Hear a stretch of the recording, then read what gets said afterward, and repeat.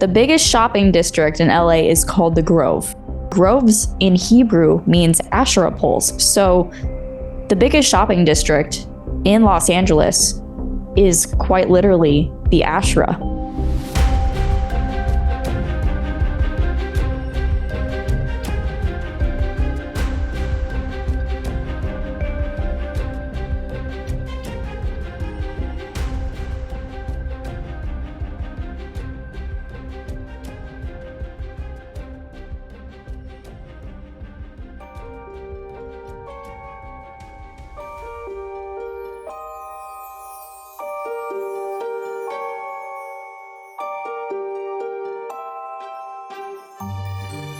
This is your nautical lantern on the dangerous seas of darkness.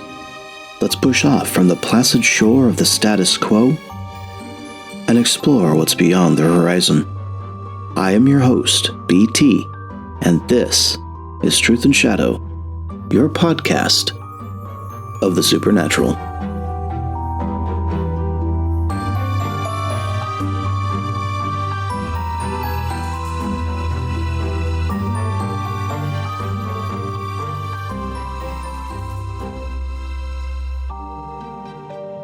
The worn slogan of the TV series of the 90s, known as The X-Files, was that the truth is out there.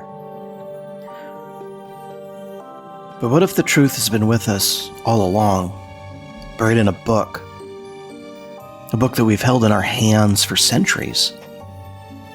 The more time that I spend chasing the unexplained and wandering through so-called dark alleys of conspiracy theories, the more I seek that truth, the more I realize that some of the most profound mysteries don't hide in the shadows. They're hidden in plain sight, nestled between the pages of the world's most well-read book. When most people think of the Bible, they think of it as a moral guide, a sacred text that speaks to the nature of God and humanity. They see it as a source of comfort, a book of wisdom passed down through the generations. And it is indeed that, but if you peel back the layers, if you dig a little deeper, you begin to see something else, something strange. There are stories in the Bible that, frankly, don't fit neatly into the categories that we've been taught to expect from a religious text. Giants roaming the earth, celestial beings engaging in humanity in ways that defy reason and understanding. Visions of future events that seem more like something out of a sci-fi novel than religious prophecy. And let's not forget the cryptic instructions, the odd rituals, the symbolism. It feels like it's been plucked from the subconscious mind. These elements aren't just bizarre. They're deliberate. They are strange, but they're strange for a reason. And the question is, why? Why include tales of the Nephilim, giant offspring of angels and humans, in a book that's supposed to be about faith? Why does Ezekiel describe a vision of a flying craft full of wheels within wheels and creatures with faces that change form? What's the purpose of the book of Revelation painting a picture of the end times that's as much as a puzzle as it is prophecy? These stories aren't just the ramblings of ancient authors, they're clues to a reality that's more complex and perhaps far more unsettling than we've been led to believe. We've been conditioned to read these stories through the lens of tradition, to smooth out the rough edges and fit them into the framework of our established doctrine. But what if we're missing the point? What if the strangeness of these stories is the point? In the realm of the unexplained, the strange is often the key to unlocking truth. The world we live in is filled with anomalies, things that don't fit our understanding of reality, yet persistently exist. Nonetheless, it's the same with the Bible. The strange stories aren't there to confuse us. They're there to challenge us, to push us beyond the limits of our conventional thinking, to force to force us to consider that maybe the universe is more mysterious than we've ever imagined. Take the story of Jacob wrestling with an angel. On the surface, it's a tale of perseverance, a lesson in faith and struggle. But look closer. The very idea of a human being physically wrestling with a celestial entity is bizarre. It defies everything we know about the natural order, yet the story is there in black ink on the page. And we are dared to ask, who was this angel, really? What does it mean to wrestle with the divine? Literally. And why does this story end not with answers, but with Jacob receiving a new name, Israel, he who wrestles with God? Perhaps we can consider the visions of Daniel, full of beasts and strange symbols, all pointing to future events. These aren't just predictions, they're surreal images that tap into something deep within the human psyche. They force us to confront the unknown, to accept that there are forces at work in the world that we cannot fully comprehend, forces that exist beyond the boundaries of time and space. This strangeness isn't limited to the Old Testament alone. The New Testament is filled with its own peculiarities. Jesus himself often spoke in parables, stories that are both simple and perplexing, designed to reveal deep truths to those who are willing to look beyond the surface. And then there's the book of Revelation with its vivid imagery of beasts rising from the sea, of cosmic battles between good and evil, a new heaven and a new earth. It reads, as it's written, we call it apocalyptic literature. It seems to be a straightforward narrative, but it's not. And that's exactly the point. It's meant to shake us, to wake us up to the reality that the world we know is only a small part of a much larger, much stranger picture. So what do we do with this strangeness? Do we ignore it, pretend it doesn't exist? Do we try to rationalize it, fit it into the neat boxes of our understanding? I propose this. I propose that we embrace it. Let it lead us into the deeper waters of mystery. There may we wonder. And I believe that's the best option. The Bible's strange elements are an invitation to explore, to question, to seek. They remind us that faith isn't about having all the answers. It's about being willing to venture into the unknown, to wrestle with the divine.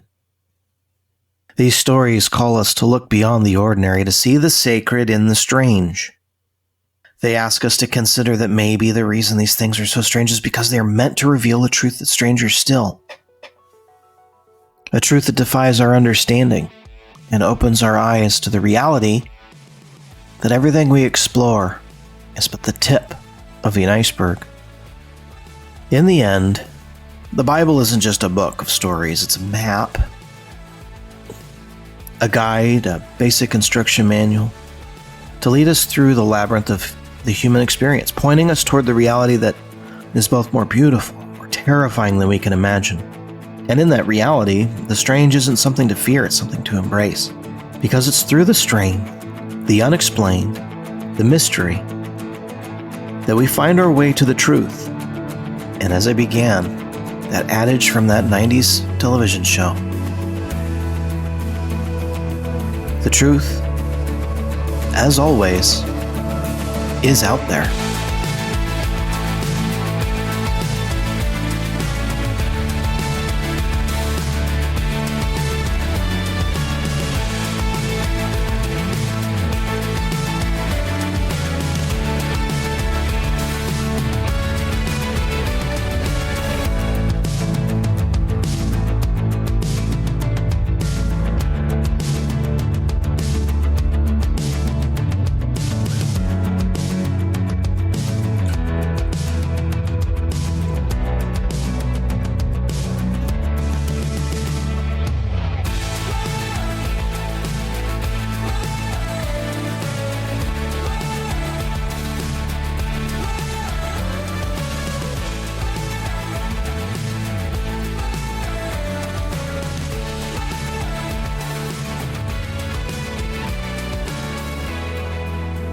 In the shadows of our world, unseen forces pull the strings, shaping our reality in ways we can't always perceive.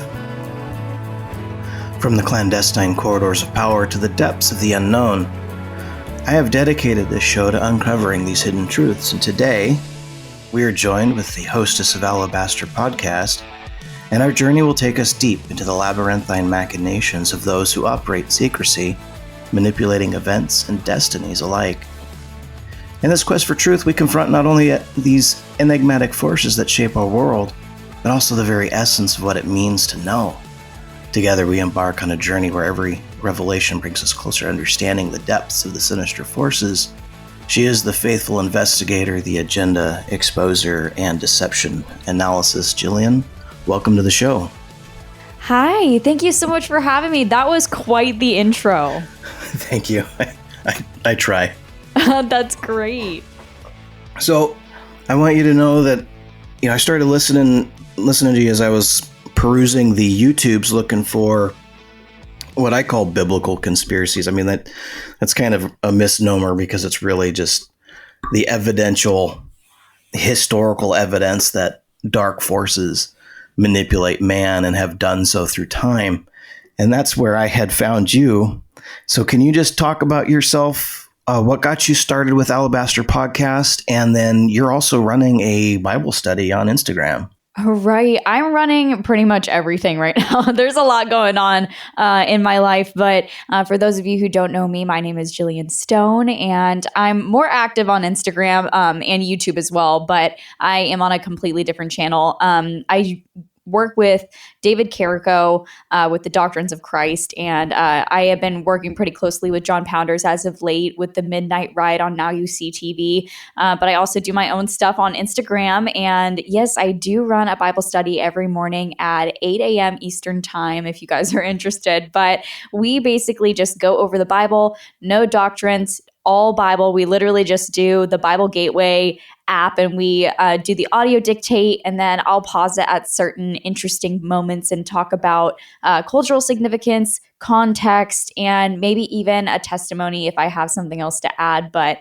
I absolutely love doing that. But aside from that, I also am very big on the symbolism exposure in our society, and I find a very high determination really to call out these dark courts that we are facing in today's society, things that bring man to sin, things that really hold strongholds over many women, children, and men today. And I think that through this, I'm also able to bring that biblical significance that really just shows people Jesus and God through a lens that they may not have ever heard in a church setting before. So that's a little bit about me, but I started getting into this seriously about 11 months ago after I found out that I was pregnant with my son. And before then, I was working in journalism as a just investigative journalist in politics. And when I found out that I was pregnant with my son, the Lord told me that I was to have nothing to do with politics anymore and to only speak on topics that He wanted me to do. So little did I know that it would take me down a path like this, but I have never felt so in love with the Lord and so incredibly peaceful, and really just I've stepped into really who I am as a person. Through the Lord, I have discovered the woman that I was always supposed to be. And I am only evolving with the Holy Spirit from here on out, allowing Him to change me, allowing Him to form me into a better mother, a better wife, a better sister, and a better leader on my platform and in the, I guess you could call, truther Christian movement. I had never really heard anything about really just Genesis 6. I had never heard anything about, really, I had never heard anything about biblical cosmology before. And on top of that, had no real knowledge of the occult and had no real knowledge about how it impacted today's society. So when I started reading my Bible, I was also listening to quite a few other people at the time, and the flat earth theory kind of started popping up. And so as far as that goes, I mean, there's over 200 Bible verses that talk about a flat earth, a stationary, non-rotating, firm earth, right? As well as the biblical side, where it also has those hollow parts to it, those caves where creatures like Behemoth, the Leviathan, and many Nephilim dwell. And also, talking about the first, second, and third heavens that, have been mentioned throughout the Bible, and whirlwind portals that are mentioned in first and second Kings. So there's a lot of stuff there regarding that flat earth, and I think that really broke a paradigm for me that helped me develop my true identity as a Christian in a different way, because it's hard to explain, because the paradigm is so big that once you see it, once it breaks in front of you, all that matters is that you have no interest in going back to where you were before. The knowledge and the wisdom that the Lord has brought me since discovering biblical cosmology is something that, I hope that everyone has the ability to get. And so with that comes the second, which is the Genesis 6 theory. Now, I had grown up, well, it's not really a theory, but it's the conspiracy, the Genesis 6. So that was something I'd never learned in church. I grew up in the church. I was actually a preacher's daughter. My dad had never gone into depth. And nobody ever in the church setting had ever talked about anything like this. But what's funny is that I grew up very involved spiritually in the spiritual realm. So like I would read and watch shows that revolved around vampires, mermaids, werewolves, aliens, you name it. Really in my lukewarm kind of journey at first. I always knew that I believed in it, really. I knew that I believed in this stuff, but I'm like, how is this possible, right? I never really knew the in-depth. I just knew at the back of my head something spiritual was awakened in me, basically confirming that these things were true. Now, the Genesis 6 side of things didn't come until way later, when I fully started diving deep into what the Bible was saying and discovering certain tribes of Nephilim that were mentioned in the Bible that many actually doctrines and denominations claim to all be metaphors. All of these tribes, all of these cities that the Lord commanded the Israelites to destroy, a lot of these pastors say that it was symbolic. But after reading everything, I realized that not only was it not symbolic, but it happened. And these different cultures, tribes, bloodlines, they are alive and well today, and they are literally descendants of the Nephilim. And so that ended up helping me on my journey as well, kind of verifying every single thing that I grew up learning about, kind of as far as like cryptids, mythology, stuff like that. And then leading on to that, there goes those bloodlines, and kind of how the Genesis 6 ties into that, how the whole idea of the Nephilim was to corrupt the human genome. And the occults and the secret societies, they literally believe that they need to be these entities, and they need to breed their families off of the bloodlines of these entities to continue to have control over our nation, over our entire world, and ultimately form a big enough army of corrupted genealogy to, in their belief system, which is so not true, to basically overthrow the throne of God. And you find all of that based in, it started with Babylon, the Tower of Babel, when Lucifer believed that he would be like the Most High in Isaiah 14. So he tried to ascend, but God smacked him down and said, oh, no, you don't, right? So you have those three things right then and there. They're pretty big paradigm shifters for me.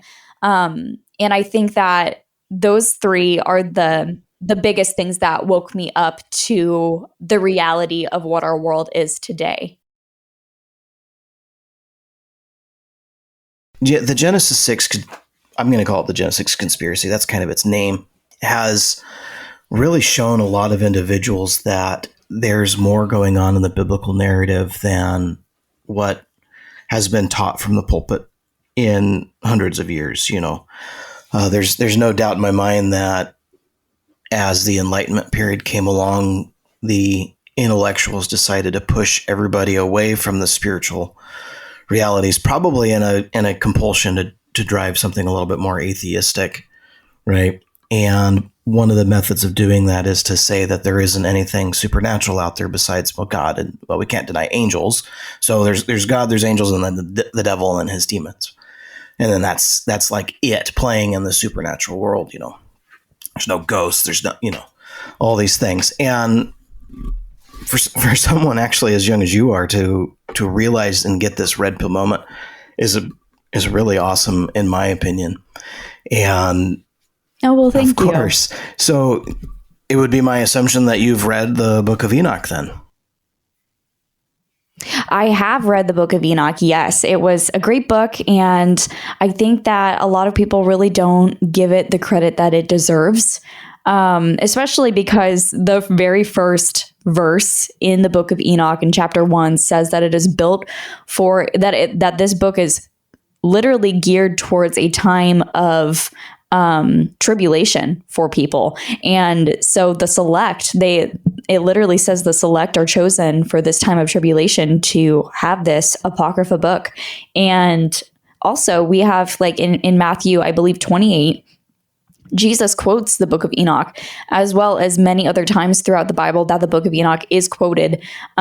So I really do think that the Book of Enoch is inspired by God. Obviously, I have no authority to put it in canon or anything like that. Right. But as far as the elect and those who are awakened at this point in time, as far as that goes, the people who have read it, understand, and the people who are open to reading it, they're starting to understand. And there are going to be people, though, who are going to forever reject it, and they're going to be, unfortunately, targets for this Nephilim and Antichrist agenda when this fake alien, fake rapture whole scenario kicks in.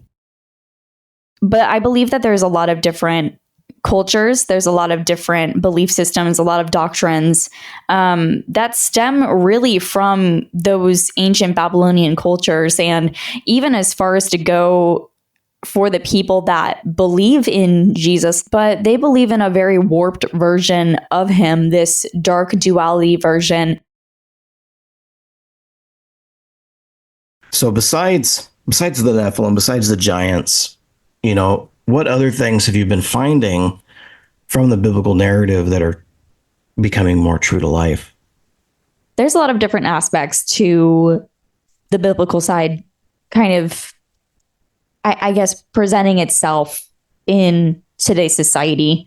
You have a lot of different, I think the biggest thing is that people are so bent on the idea that there's no such thing as religion, but they have no idea that the things that they partake in daily, the things that they eat, the things that they consume, the places they go, have very, very big impacts into our society today. For instance, one really good example I was actually talking to my husband about the other day was the fact that in LA, the biggest shopping district in LA is called the Grove. And the Groves are mentioned very, I can't even count on my fingers how many times they're mentioned in the Bible, so many times. And groves in Hebrew means Asherah poles. So the biggest shopping district in Los Angeles is quite literally the Asherah. And you have the Hollywood sign, and you have people just totally praising Hollywood, totally involved in it, obsessed with actors, actresses, etc. In Hollywood, the actual wood of a holly tree was used by the Celts, the Druids. And they used it to cast spells. They viewed the holly tree and the holly leaf as a sacred tree and a sacred wood.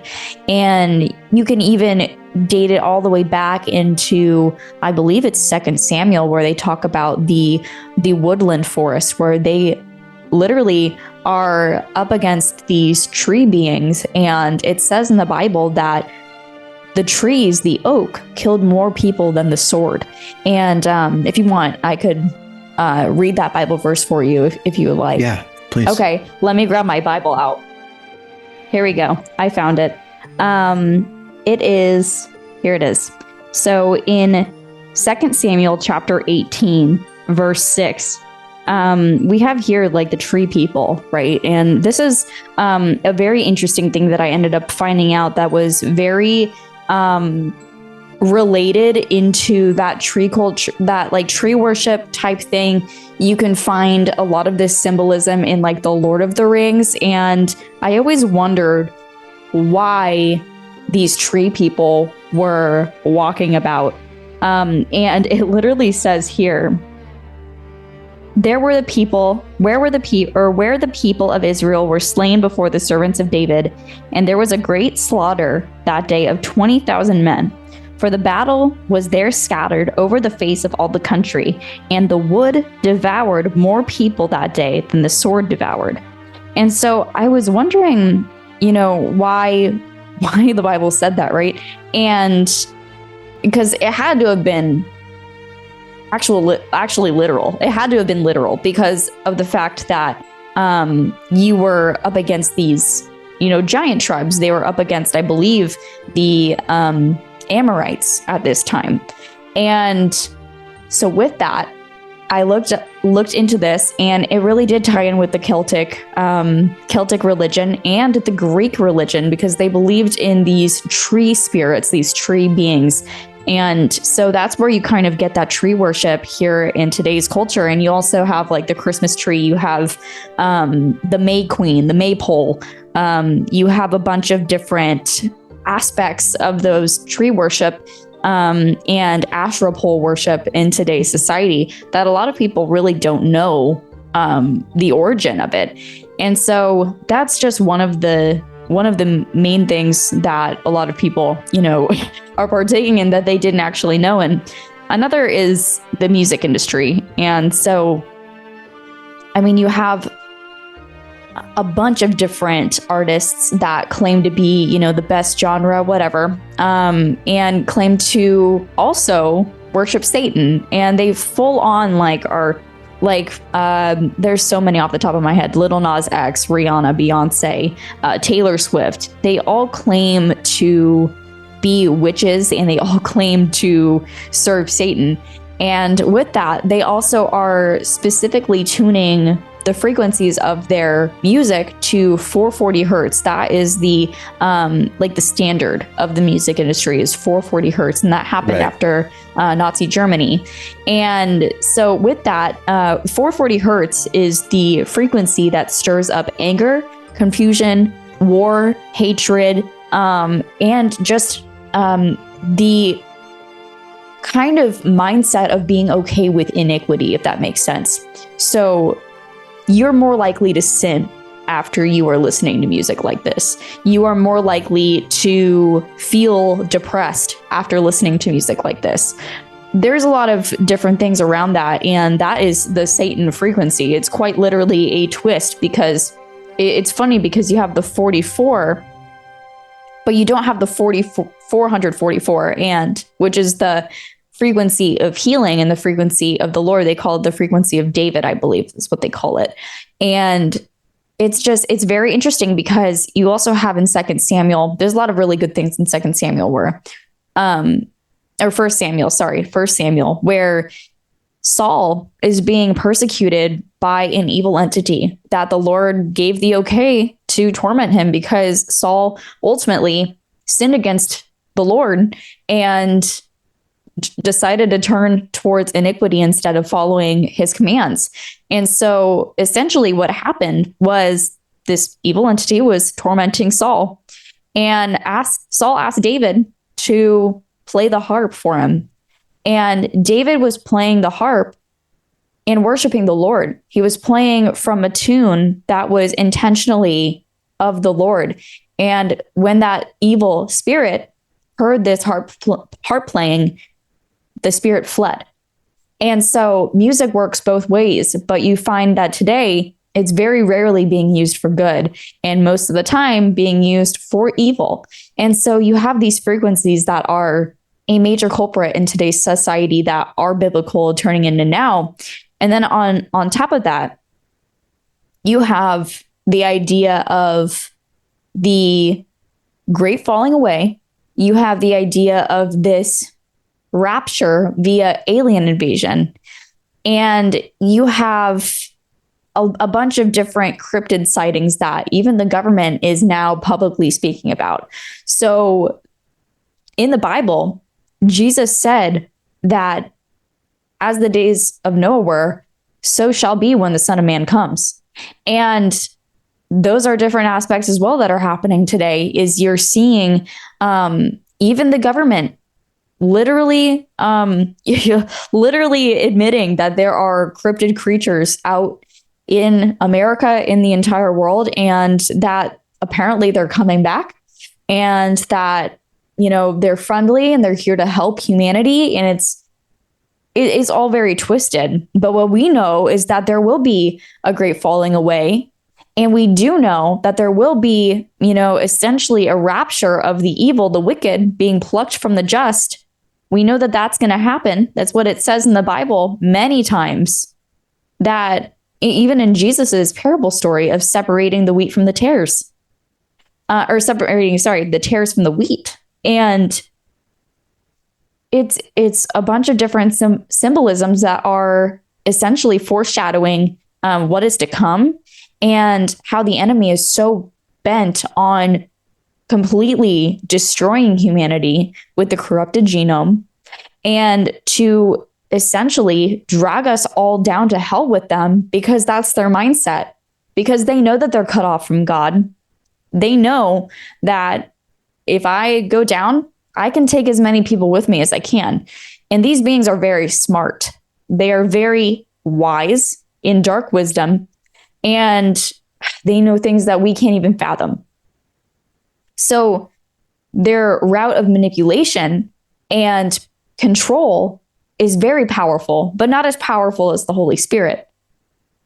So with that, I mean, there's, you know, of course, many different dark courts that are trying to destroy us, but there's also the heavenly court that is continuously wanting to win us back and welcoming us back into the Holy Spirit's arms to be wrapped around and to fight these forces with the armor of Christ on. No, that's right on. Yeah, you have so many things there that we can pluck out, you know. Right. The frequency 440 is precisely what, you know, I mean, it is discordant, and then the focus is on syncopated rhythms. Syncopated rhythms are used heavily in voodoo and hoodoo to instigate a specific spiritual response, maybe to draw a spirit in the host of the ritual. But, you know, syncopated rhythms, the 440 hertz, all of these are used exactly as you say. They do something to the brain, and that's something that is being done is clearly designed to be manipulative. And, you know, I mean, we can go all deep into frequencies. You know, people believe that it was 432 hertz. That's the hertz of manifestation. 936, I think it is the frequency of the Om that you hear, or the sound of the universe, of God, of creation. And, you know, it's clear that frequencies have been used to manipulate the masses for a very long period of time. I've compared the brain of a person to basically like a computer. And I mean, it's not, obviously, but the mind is like a computer, and it can be hacked. And it can be hacked by individuals who know the cheat codes, basically. And that's what happens. That's what music is. The music you put into your brain does, you know, the attitudes, the angers, the aggressions, the dumbing down of intellectual thought, the constant state of panic and fear seems to be induced by the sound that we put into our ears all the time. earlier we were talking about the trees. The trees had killed more people, in the war there. And it reminded me of the story in Mark when Jesus is healing somebody's vision. And it kind of always kind of stuck with me because it's like Jesus had to heal this guy twice. Well, he didn't really have to heal him twice, but he's like, what can you see now? And he says, I see men as trees walking. And that made me think about, like you were saying, Lord of the Rings, you've got the Ents and you've got these tree folk. And, if you find or you believe or think that it's potential or possible that these Nephilim didn't just merely sin against the animals, but they were doing something with plants. Oh, yeah, I absolutely believe that, because you look at the Book of Enoch and how it describes different creatures, right? And then you look at different people throughout the Bible, like I believe it's Nebuchadnezzar, who in different cultures literally was called a werewolf. They believed that he was a walking werewolf, and they believe in the Asherah poles, the tree symbolism, the tree worship. So there's got to be something there, of course, that is literal, because if you think about the way that history goes and how these ancient cultures built our society, they weren't stupid. They weren't stupid people. I mean, like, how could you believe that, Aristotle was the smartest person ever, or people from all the way back, Plato, whatever, Cleopatra, the Roman Empire. How could you believe that these people were so smart, but also call what they believed completely stupid? These people weren't stupid. They knew what they saw, and what they saw was literal, and they wrote everything down literally. And I think that a lot of people think, oh, these things are just metaphorical. Well, no. I mean, there's some things that are metaphorical in the Bible, but and it's not to be ornery or rude, but really anybody who's gone through 3rd grade and up, you learn what a simile is. You learn what a metaphor is. You learn what's personified, right? You learn all of these different different devices in literature, basically. And I think it's pretty easy to determine what is literal in the Bible and what is metaphorical and what is symbolic. Not just that, but the Bible literally says it will imply that it's literal or imply that it's metaphorical, etc. So, yeah, I absolutely believe that these beings were real and are real. And you can even see them in like Disney movies. Like, I don't know if you know, or if you've ever seen Snow White, for instance, the cartoon, where she is running in the forest, like trying to get away from the evil queen, and these trees come alive and they start trying to grab at her. Or you see things like The Evil Dead, where these plants are coming alive and starting to attack.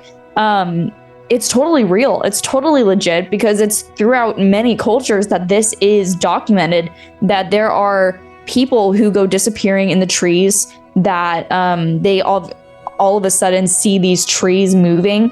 Yeah, it's absolutely legit. I do believe that these, I guess, Nephilim type hybrids are out there, because the fallen angels weren't just after the genome of man. They were after every single creation that God had made.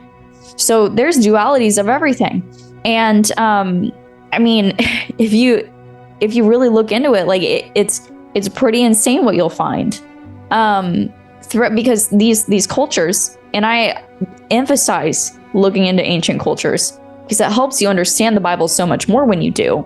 Like what was going on, and why people believed what they did, and the different gods, little g, of course, what they believed in, and who they were. Things like, for instance, the Bible, in the Bible, during the time of Elijah, God literally made it stop raining because people were worshiping basically Moloch, who was this rain figure. I forget exactly. It was some sort of Sumerian god. I believe that but it is the equivalent of Moloch specifically. And Moloch is the god of thunder and lightning and rain and fertility.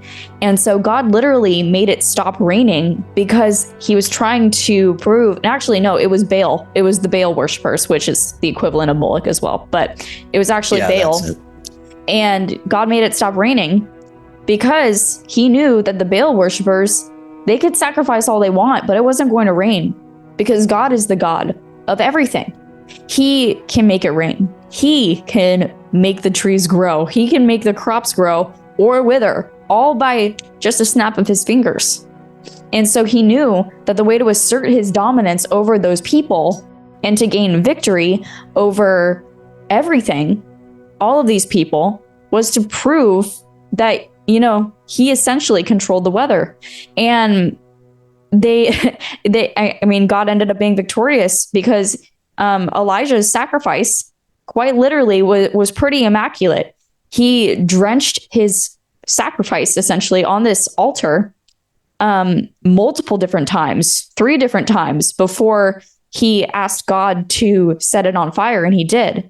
And the Baal worshippers were begging and begging and begging and cutting themselves and performing terrible rituals on themselves to make it rain, to make Baal, this fallen god, this false god, light this altar sacrifice on fire, and it didn't happen. And so you see these dualities.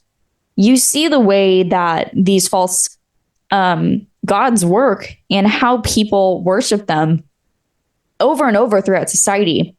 And it all, really, it's proven time and time again that no matter the false idol, no matter the stronghold, it's no match for the power of God, for the Holy Spirit to fill you up and to restore you back to normal. So I believe that there are a lot of, these corrupted bloodlines, like you think about like the Rh gene and redheaded people, right? I have that gene. My dad's a redhead. I have that gene, but I turned back to God. I repented. And that is actually biblical as well, because there was a tribe of Nephilim bloodline people. And I believe it was in 2 Samuel or 1 Kings, actually, where they were called like the Gilgal something. I'm trying Gilgal Rephaim. Right. Mm-hmm. And they assimilated into Israel and they turned back to God. And so it's biblical that it is possible, even if you have a corrupted bloodline. And I'm telling this for everyone because I actually struggled with that, because I was wondering, because I have that redheaded gene, does that make me inherently evil? The answer is no, because it's right there that this tribe literally was repentant, served under King David loyally, and assimilated into Israel and became God's people. So it is possible for any evil being to turn back to God, because your DNA changes too when you turn your life back to the Holy Spirit and give yourself to Jesus. Yeah, by evil being, you mean humans, right? Right. Any human person. Yeah. The angels have already made their decision. They're not really redeemable when they fall. Right. I figured you meant to make that caveat there. Right. So this is, you're 100%, it's not like, because I've got redhead gene, the wife's got redhead gene, it's like, it's clearly not specifically this, it's really an interesting thing, because with Elijah and Baal, clearly God is once again showing his power over a local principality, a local power. But he did it to Egypt too. He did the plagues. A lot of people miss the fact that the plagues were actually God proving that he is greater and defeating the gods of their area. Every single one of those plagues was specifically a god of the Egyptians. And when that gets missed, we miss the fact that there's clearly a spiritual war going on, and we have to understand that we have the ability to fight back, through prayer, through fasting, through scripture reading. All of these things are available to us, from the armor of God to obviously the weapons of warfare, which is prayer and fasting. As we begin to wrap up, and we've talked and we've covered a whole lot of things, and we'll definitely need to explore more of these in the future in depth. But as we begin to wrap up, you know, you've had a real deep experience, an emotional experience with how Jesus has interacted with your life, how the Holy Spirit has really opened your eyes. Let's just talk to the audience about what the Lord's done for you and how you are now from your personal conversion to being more deep in Christianity than you were. Right. I think that a lot of it stemmed from my own personal, I guess, situational life happening. I was in a very dark place when I became pregnant. I was, I had come from a past in politics, and politics really destroys your soul. It really does. And so I was not happy. I was actually very scared when I found out I was pregnant. And actually, the news company that I was working for, they were all Catholic and I was the only Protestant. Because I was the only Christian, essentially, in this news channel, organization company, whatever you want to call it. I really don't know what they are anymore. I was bullied out, and they had let me go 2 days before I had found out I was pregnant. So I was kind of just figuring out what my next steps were. And as soon as I found out, I knew right then and there this was for a purpose. And as I was sitting down, I was really stressed out. I was afraid, actually, because I was 21. And I didn't know exactly what was going to happen for me. I was going to be a young mom, and I didn't have any support system around me. I didn't have any parents. My parents live in Seattle. I live in Florida, the furthest you can possibly get in the country. I lived completely far away from my support system. My in-laws at the time, not anymore, but they were pretty much estranged. They were not really in support of a marriage between me and my husband at that time. And so I felt so just alone. And that's when the Lord told me, you don't need to worry about the next steps. You just need to put in the work, and I'm going to give you, just an abundance of blessings, right? And so I started little by little diving deep into the word of the Lord, not even necessarily looking into the cryptids part, but, kind of doing research on the side. Then I started finding more and more stuff, more and more knowledge. But I wasn't at that point seeking knowledge. I think that's the number one thing that a lot of people get wrong. They want to know, they just want to be there. They want to experience everything, and they want to be on top of the talking points that the influencers and the authors, they're all writing about. What set me apart from those people, and what I always tell people, is to not seek knowledge, but to seek wisdom. And wisdom is going to be what changes you, what allows you to unlock knowledge. And without wisdom, your knowledge is basically to be thrown in the trash. Like, there's no real benefit of just knowing all these things, because when you have knowledge but not wisdom, you don't feel at peace. You feel constantly stirred up. You feel constantly confused and angry about everything. It depends on what you're looking up. The Genesis 6 theory. If you're just looking up the Nephilim, if you're just looking up these hybrids and you're looking up what Satan did, but you're not seeking to understand why God sent Jesus, and you're not seeking to understand your enemy to combat it spiritually, you're just gonna probably, in my belief system, you're probably going to end up falling for their trap. And you're going to end up falling for that, oh, Jesus is really the Antichrist. That's what some New Age and Hebrew roots movement people do, is they literally are out here saying that Jesus is the Antichrist and that he is the Lord of Demons, which is literally a Talmud teaching, that he is in Sheol rotting. Such blasphemy, such evil, okay? If you are seeking wisdom, however, like what I did, and I knew, Lord, Do not let anyone lie to me anymore. I am seeking to be like you. This is what I said and what I will continue to say. Every single Bible study I do, I start off with a prayer. Help us to learn something new that we didn't before, and help us to become better people because of what we know. And being better is being like Jesus. That's what it is. Continuously being on the pursuit of being more like him. And when you learn, just taking the example of Genesis 6 again, you are able to understand Satan had an agenda to destroy the human genome. Jesus came to reverse that genome, and we are saved because of Jesus. And if we follow him and we keep our eyes on the narrow path, but we understand our enemy, their tactics, you can't ever go wrong. Even when you do go wrong, because we're human, we're going to sin. Even when you do go wrong, you repent humbly and you ask the Lord to continue to make you more like him. And that's the pursuit that everyone needs to be on. And I think so many people are so loud nowadays. They're just kind of focused on being that big voice, right?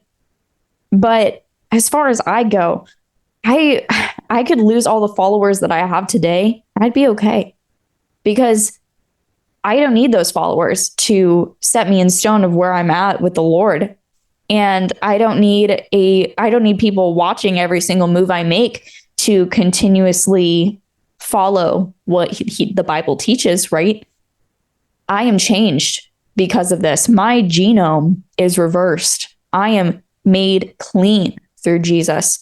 And even though it gets lonely sometimes, it can be a pretty lonely walk when nobody believes what you do.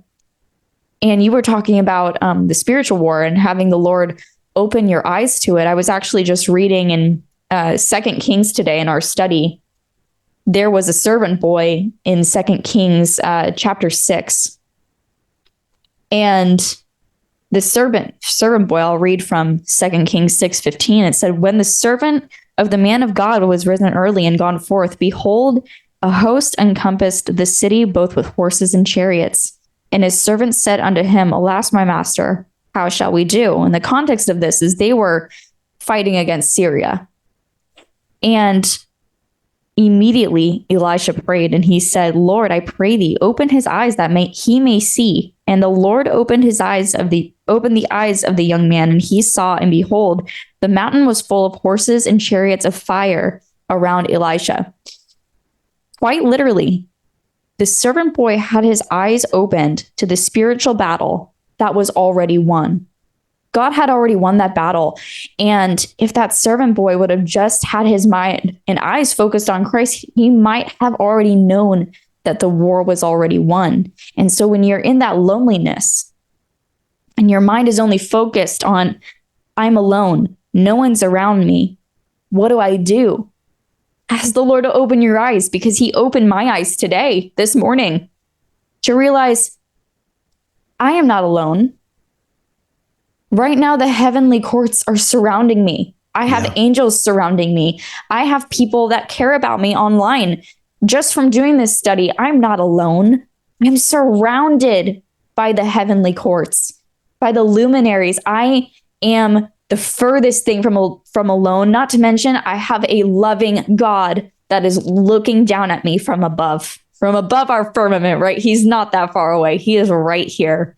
And that is the biggest thing that I always am striving for. I am, sure, I may know quite a few things, right? And I've done hours and months and at this point, years worth of research. But that's not exactly what I'm after here. In fact, I'm just looking to be more like him. And that has taken me pretty far, is just seeking to be more like Jesus and seeing how many lives that I can possibly touch along the way. No, you're absolutely right. It's the truth is, when our soul is just enveloped in faith, I guess we would say that the devil is powerless to obstruct. And he fails. Anything that he tries to obstruct with us with, he fails, because it's our faith ultimately that provides the soul with this robust defense against the enemy. And I think that that's absolutely true, because one of the major goals of the forces is to make you feel alone. The audience who knows my past knows quite well that I had been pretty deep into the occult world, and the forces that played with me made me feel alone, and I felt that way for quite a while. So I understand quite well the concern. And then reading about the boy in 2 Kings 6 was a blessing for you. As we begin to conclude this episode, I'd like you to spend a couple minutes, tell the audience where they can find you, things that you are working on, places that you are. We did a little bit in the beginning, but I like to make sure we plug these at the end as well. Awesome. Yeah. Well, if you're wanting to follow me on just my journey of being more like the Lord, I'm on Instagram at Gillyan Stone. I am trying to figure out a YouTube channel here soon, but you can always follow me at Gillyan Stone, or subscribe, I guess. Sorry, to YouTube at Gillyan Stone. I haven't posted really anything but the little reels, what are the YouTube shorts as YouTube calls them. But I'm thinking about working on something here soon. And as far as that goes, you can also find me on the Doctrine of Christ YouTube channel at FOJC Radio. I'm also on there pretty frequently, talking about different things, calling out certain occult symbolisms, and we're working on talking about Yahwism and just where the Hebrew Roots movement has taken the name of God and how they have corrupted it.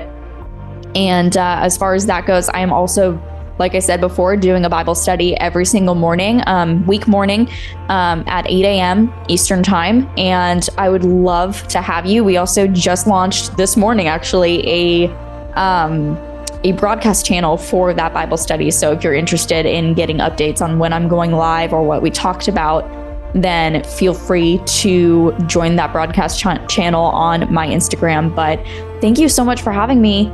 I really enjoyed this, and I'm excited to listen to it all back when it comes out.